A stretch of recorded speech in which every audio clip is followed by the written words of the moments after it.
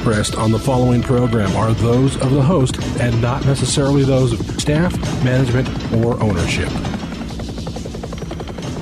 Arizona, Phoenix, Brother Mike back on the radio. Welcome to Filthy Fridays. Yes. Today's Bible study, Christian murder. Today on Hardcore. Hey, would you not call somebody today and tell them the radio program's on? This Filthy Fridays is only for you and I. It's just a family program. We like to keep this program for the insiders. I don't want any new people listening to the program hearing Filthy Fridays. A little bit too much for them. So if you can not call anybody, let's just do this quickly. This is Brother Mike. You know who I am. I'm the professional counselor at the House of Healing, heading into my 35th year and my 15th year on the radio. 15th year on the radio. Coming up next year, right here in Maricopa County. If you go to the website, hardcorechristianity.com, you'll see all of our services. We have 4 services a week, Tuesday, Wednesday, Thursday, and Friday. Those services all have preaching, teaching, healing, and deliverance at every service. They all start around 6:30, 7 o'clock in the evening. You can also go there and sign up for our YouTube teaching channel, our Facebook page, or sign up for a free seminar. We have a free seminar every month. Just put your name in. I'll reserve a seat for you. Hit the PayPal button and send us another donation. We did not get the building. We finished number 2 on the bid. We found a beautiful building that would have really been wonderful for our needs. Our financing's in place. Our money's in place. Thanks to you. We're ready to go. If the buyers that got number 1 flake out, then we get the building. So we'll put that in the Lord's hand and trust Him for a yes or a no on it. Either way is fine with me, but our finances are ready to go thanks to you. And God bless you for helping us all these years. Been fantastic. I get a lot of donations off the radio. They're small, $25, $50, $75, $100, but that works out good for me because I don't have a salary in the ministry. And since I don't get paid a salary, I don't have to have a whole lot of extra money for everything. I can put some money in the building fund every month and pay all the bills. And we've never been late on a bill. And I have never had a teaching on giving. Can you imagine that? That's freaky. Never taught one Bible study on giving and have never missed a bill, never been late on a payment. Father provides. Hey, did you see this article that came out in the paper? This is a Texas murder. It was very interesting, and spiritually it's also interesting. Check this out. Quote, the murderous meltdown of a troubled Christian mother, Christy Sheets, who shot her 2 daughters to death and later was killed by police outside her Texas home last week, might have been triggered by her husband, Jason Sheets, telling her he wanted a divorce. Jason Sheets felt his marriage to Christy Sheets had been spiraling downward since 2012, and on that Friday, his birthday, by the way, he told his wife he wanted a divorce. According to Fort Bend County Sheriff Tony Niels, as written in People magazine. This came out in People magazine. It's a Texas murder. Niels said Jason told investigators that he and his wife had been texting Friday when he was out. When he returned home that day, he told her in their backyard he wanted a divorce.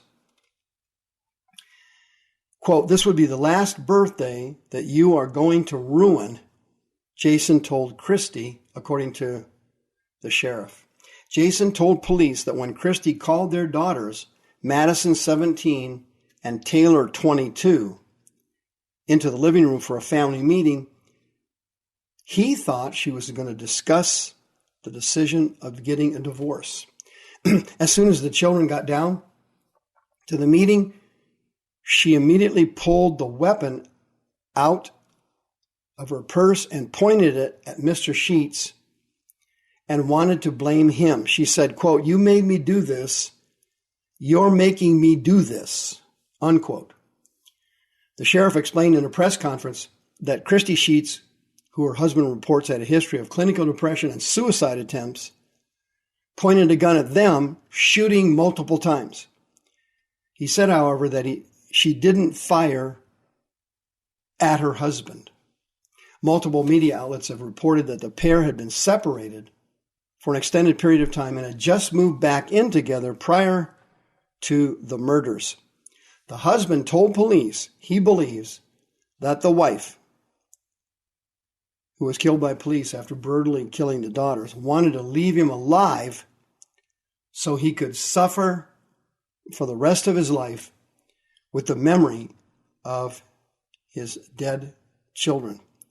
Mr. Sheets stated Christie knew how much he loved Taylor and Madison and how much they loved him. And by killing his children, Mr. Sheets will have to live the rest of his life with this horrible memory, unquote, the sheriff said. The article goes on to say Christie Sheets suffered from depression and was taking multiple prescription medications at the time of the murders. She was also, according to her husband, seeing a therapist and had been admitted to a private mental health facility multiple times in recent years due to repeated suicide attempts. Jason Sheets said that his wife and oldest daughter had gotten into a verbal altercation just days before she killed the girls. Apparently, Christie Sheets had wanted to ground her 22-year-old daughter and prevent her from seeing her fiancé. She was engaged to be married, who she was supposed to have married the following Monday. And Mr. Sheets and Christie had gotten in a dispute because he didn't feel that grounding somebody at the age of 22 was appropriate punishment for an adult. And they had gotten in a fight over it.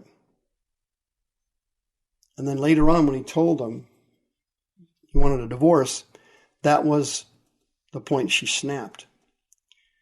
But here, this situation here gives you an illustration of how sick Christianity is here in America. Obviously, very, very, very few, very, very small percentage of Christians murder anybody. Obviously, thank God that's true. But it gives you an idea here that these people were all born-again Christians and that the mother was suffering from severe clinical depression. And in addition to that, in my experience, she was also suffering from a number of other mental issues because she had attempted to commit suicide in numerous cases.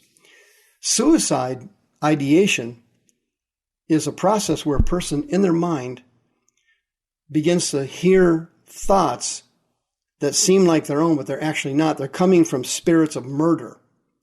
These are the kind of demons that infect, the Black Lives Matter movement, the Ku Klux Klan, the mafia, organized crime, any of these type of organizations. Some of them are crazy cops. They have these spirits tailing them all the time too. These spirits of murder put thoughts in your mind that you would be better off dead. And the thoughts start to get repetitive. And sometimes they become racing thoughts. Sometimes they become thoughts you cannot control. And those are coming from spirits that are supernaturally capable of putting thoughts in your mind. In fact, you've met people that have spirits putting thoughts in their mind, haven't you? You've had it on a number of occasions. You've got relatives that are like that. You've said things like, he didn't seem like himself today, or sometimes he has a totally different personality. Or, that's not her. Sometimes you see their eyes glaze over. You see their face morph sometimes. You're seeing these odd changes in a person who's having emotional dynamics. And this person is actually being fed these negative thoughts by spirits. And in this particular case, she had spirits of clinical depression. The Bible calls them spirits of heaviness. And they hang over a person and they push down on a person like gloom, almost like Pigpen in the Peanuts cartoon. He always had this dirty cloud above his head. Well, these spirits of heaviness dog people and hound them. And over a period of years, and with improper medication, cycles and prescriptions, the person starts to develop a sense of hopelessness. And when hopelessness takes a firm hold, the patient will then try suicide. And that's what happened to this woman on several occasions.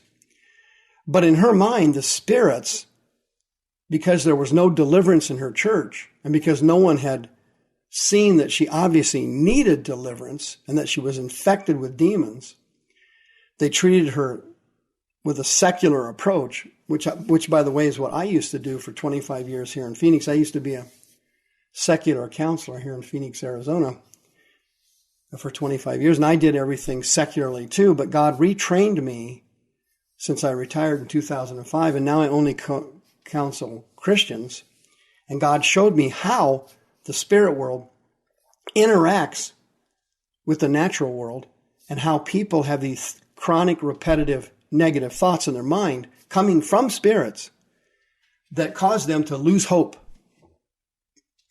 And she was already predisposed in this condition. No benefits of deliverance at her church, heavily medicated, suffering from clinical depression, low self-esteem, spirits of rejection. And then he comes in on his birthday. They had had fights, they had disputes, and she had been, what we call in the deliverance field, manifesting. He finally makes the decision that he cannot stand this anymore. Whatever her other symptoms were is not revealed in the article. And he told her he wanted a divorce. And at that moment, the demons, the seducing spirits in her brain, the spirits of depression, the rejection spirits, attacked her all at once.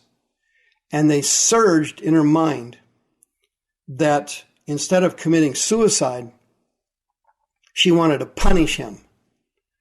And the spirits wanted to take revenge on the husband. So they told her, through thoughts in her mind, to murder her own children. Both of them. One was 22, the other one was a teenager. She was 17. It's unbelievable. Shot him point blank range in cold-blooded murder. But clearly the woman was mentally ill and clearly suffering from seducing spirits and lying spirits in the mind. If you are in this condition and you're having racing thoughts or suicide ideations or something of that nature, and you're thinking about doing something violent to yourself or others, you are eligible for free counseling services at the House of Healing. You must be a born-again Christian to have the services for free. 602-636-5800.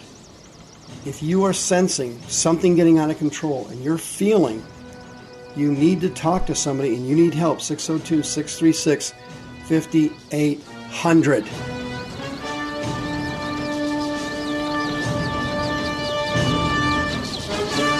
The views expressed on the preceding program are those of the host and not necessarily those of staff, management, or ownership.